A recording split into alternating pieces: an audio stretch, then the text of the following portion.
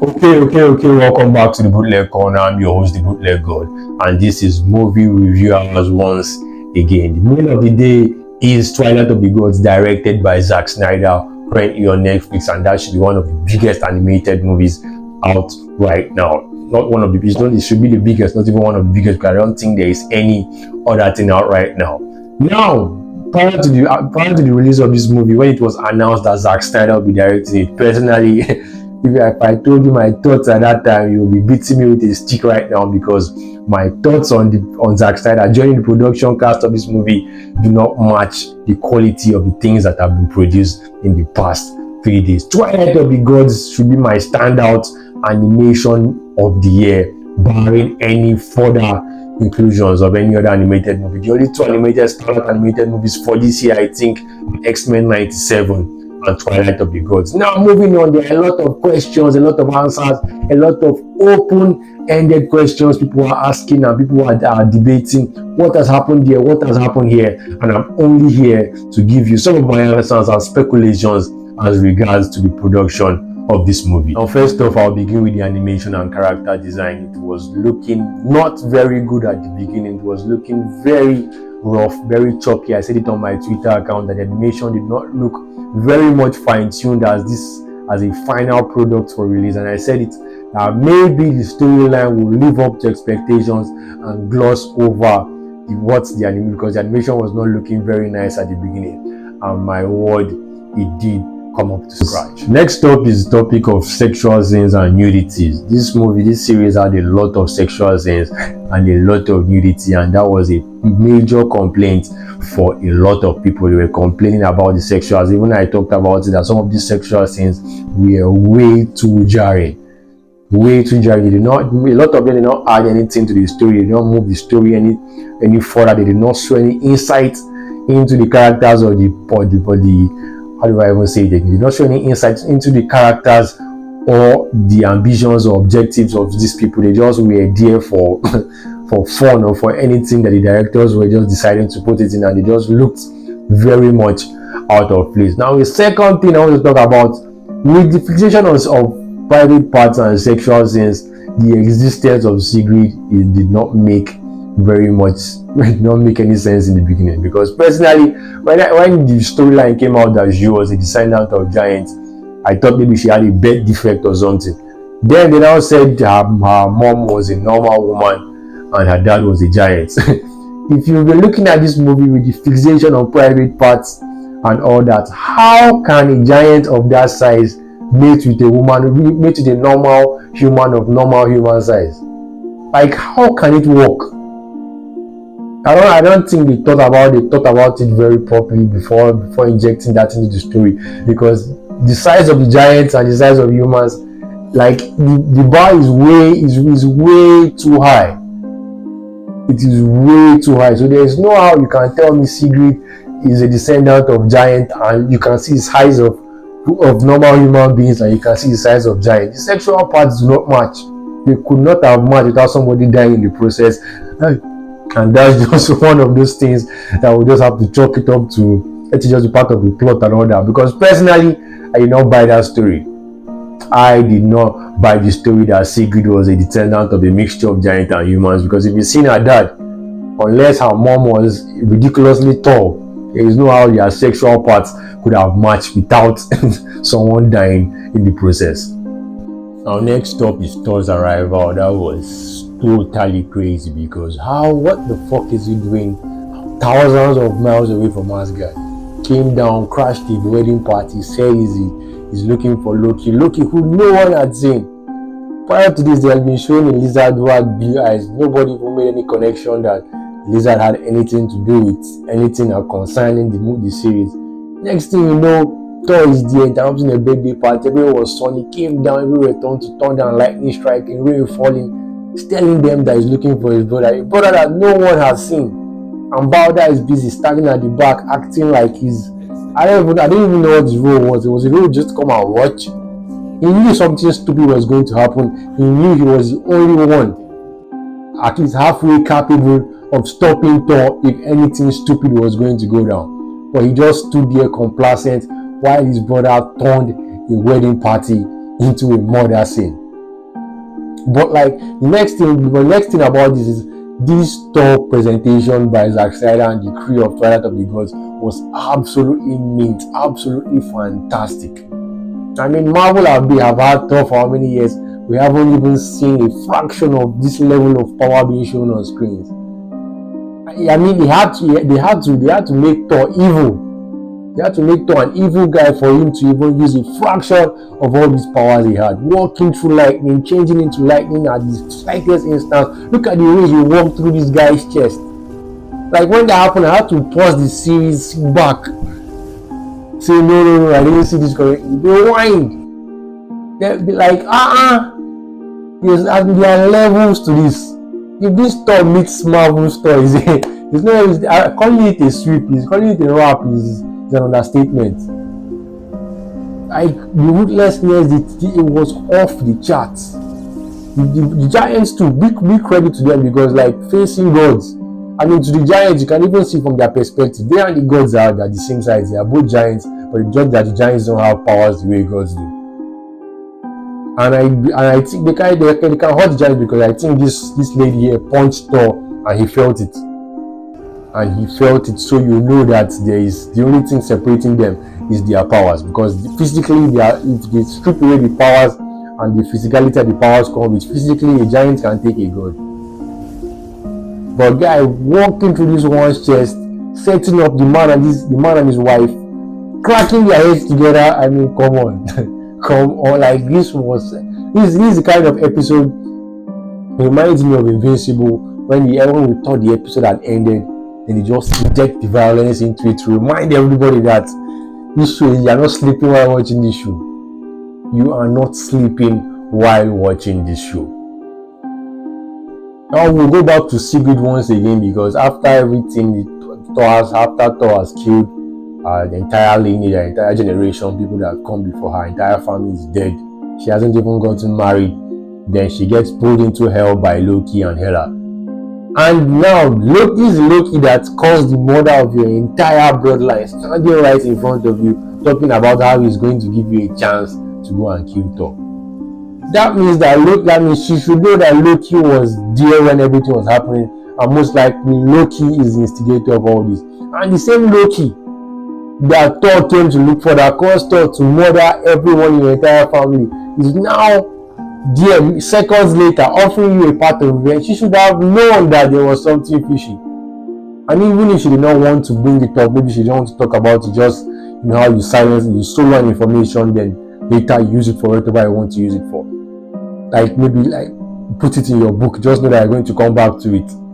Like Loki can't just appear there seconds after they murdered the entire family when he was the one they came looking for. And I said it on Twitter that this should warrant a serious reaction, because this Loki is the same guy who they came looking for, and now seconds after everyone is dead, he's conveniently at the place of the crime scene, giving you an option to go and kill Thor.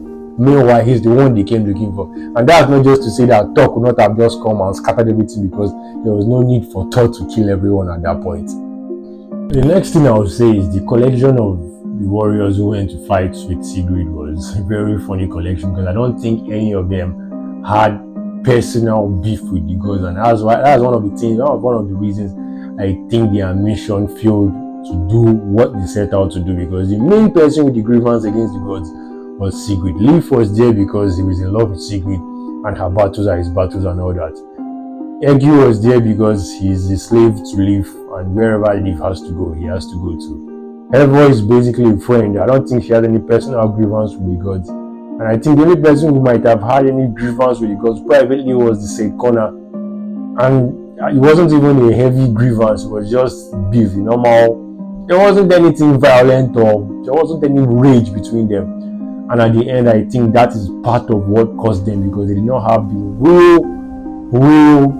they did not have any real conviction to be there. They were not there on their own merits. They were there because they were attached to this person, attached to that person, because this person is going and have to go.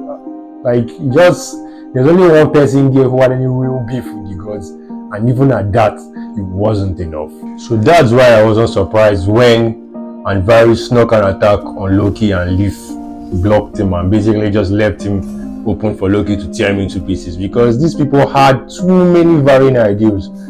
Sigrid is here to kill Thor, and Varys is there to kill Loki, and Loki is helping them on the mission. So it's like too many things are going on in the background for them to have a cohesive plan going forward. So when that happened, all of them were surprised. But personally, I say this was going to happen at some point. It was supposed to happen at some point, and happening now probably helps them refocus their ideas that the gods are still not on their side. It at least help them remember that Loki is not entirely on their side.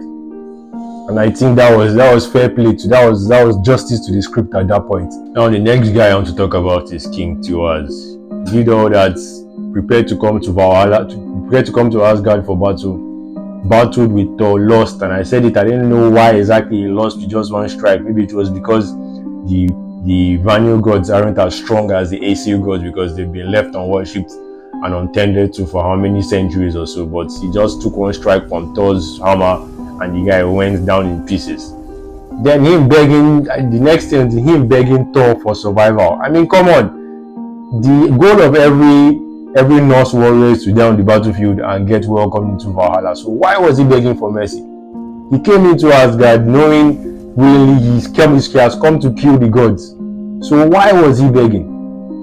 Personally, if I was in charge of admitting people into Valhalla, based on that shit alone, he is not coming into Asgard for nothing. He's not coming into Valhalla for nothing, I mean. There is no how. You can't tell me you came here to fight, then suddenly it's your time to die. You are now asking Thor to show mercy. Would he have shown mercy to Thor if Thor was at his own? But one thing I didn't like exactly, I think, on the battlefield was when the Wolfman was like transforming into his ultimate mode. I thought it was going to be some kind of scary looking beast kind of monster and stuff. But in the end, he just ended up looking like a man wearing a monkey suit. Like his wolf transformation did not, he looked like a man, he looked like a monkey more than a wolf at that point. Like, he did not look, for all the design and color and lightning strikes and purple haze and all that was surrounding him when he was transforming, I thought we were going to get some serious, like at least mean looking guy. In the end, he just looked like a very big monkey with sharp claws and sharp teeth, and like when that happened, I just that was a low point for me. I was not feeling that scene at all. Now with the gods, there is Odin who sacrificed his eye to see the future, and it turns out that he has lost the memory of what he saw when he went to see the future. And it's just crazy, because that's just one of the jokes fate plays on the gods. Sacrificed his eye to see the future, and he cannot remember anything he saw from his sacrifice. So basically he's walking around with one eye and the thing he sacrificed the eye for is nowhere to be found. And then there is Thor, and they are telling us that Thor wants to be mortal. He's in hunger of mortality. That's why he's going around acting like a fool, killing people, doing whatever he likes. And personally, I don't buy that idea. If he really wanted to die, there are thousands or hundreds of gods to fight.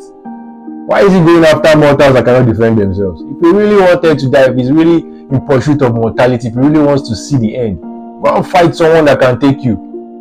Don't go around killing normal people who cannot even move, who cannot even comprehend the power of a god and think, and you are telling me Thor wants to be immortal.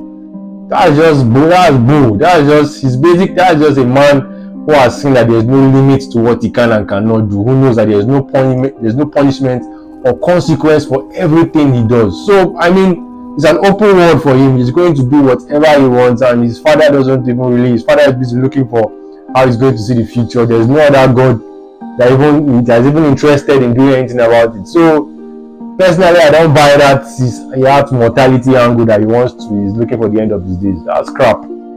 Total crap.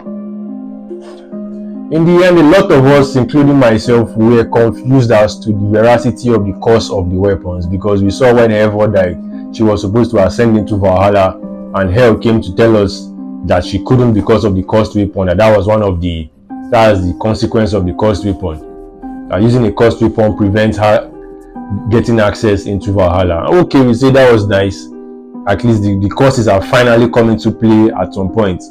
Then Loki kills Sigrid, and the curse is nowhere to be found. And a lot of people were complaining, because how can you can tell me one person the curse of the weapon is not going into Valhalla, and then for Sigrid you dismiss your own rules for that. But the explanation we got is that each weapon has a different curse. For Sigrid, it was her weapon was going to kill a different god rather than the god she wanted. She's going to kill a god by mistake, not Thor, who was her original target. However, her weapon is going to prevent her from ascending into Asgard. Who else? I don't think any other person had any other weapon that prevent that the curse was implemented. I think for Leaf, probably his curse was going to be losing Sigrid, the woman that he loved.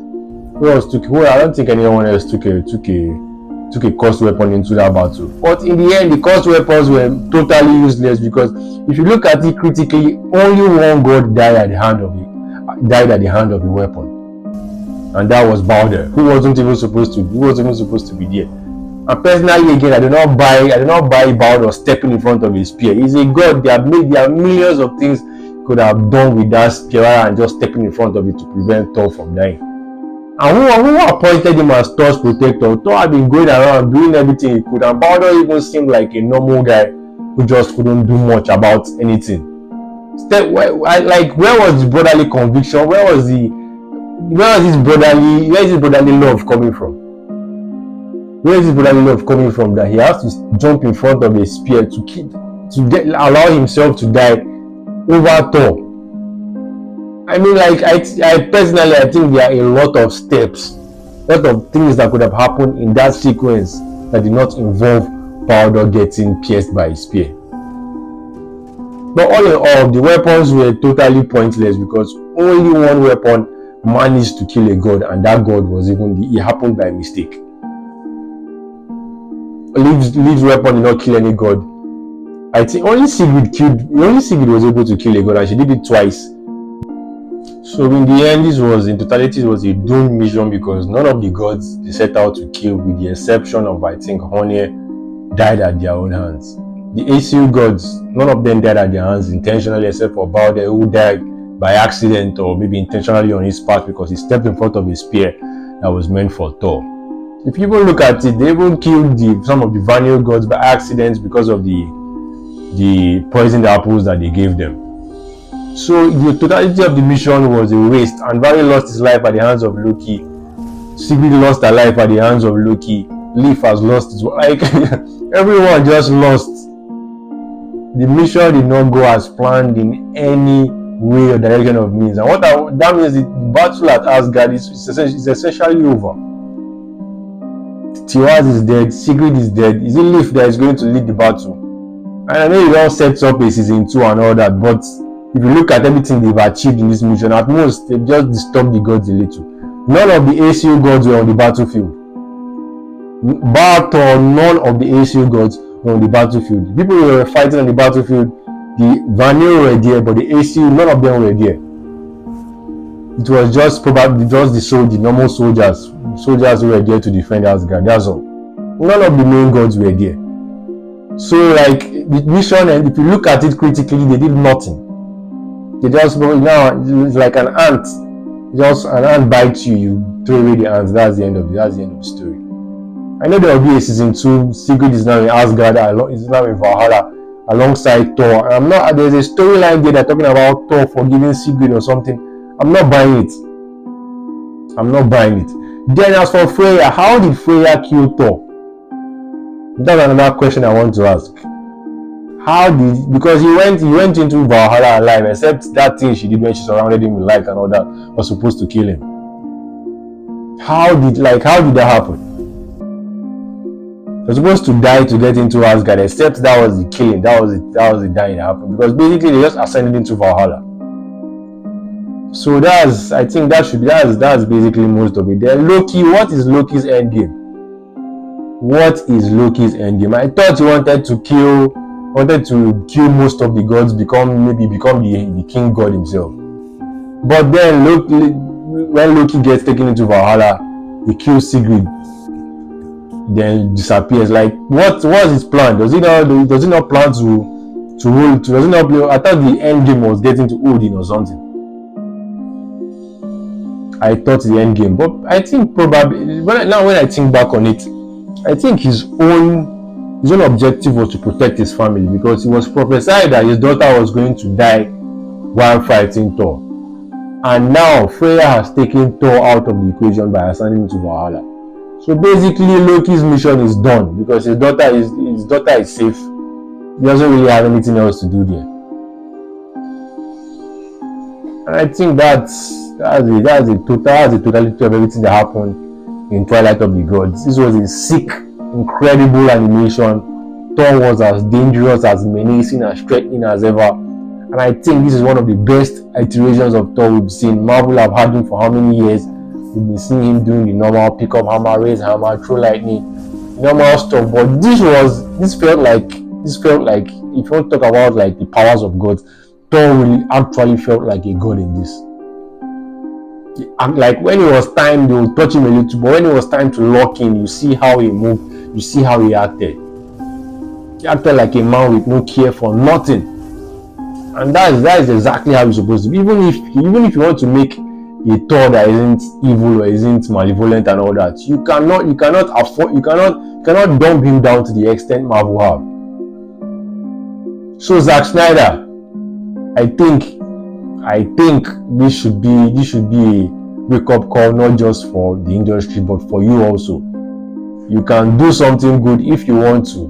Your movies have not been moving the needle at all.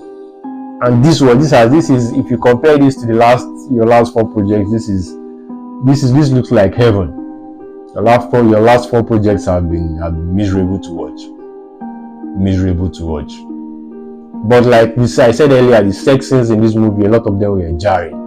They did not have any place, they did not have any role in the story, rather than they were just there for maybe someone just wanted to throw them there. But the sex scenes, absolutely nothing. They had absolutely nothing to do with the script. But this was a serious animation, all things being considered. I think it's one of the standout animations of the year, alongside X-Men 97. So let me hear your thoughts, your comments in the comment section. If you have any predictions, anything you want to say to me or the creator of this series, you can put it down in the comment section. This is still the Bootleg God.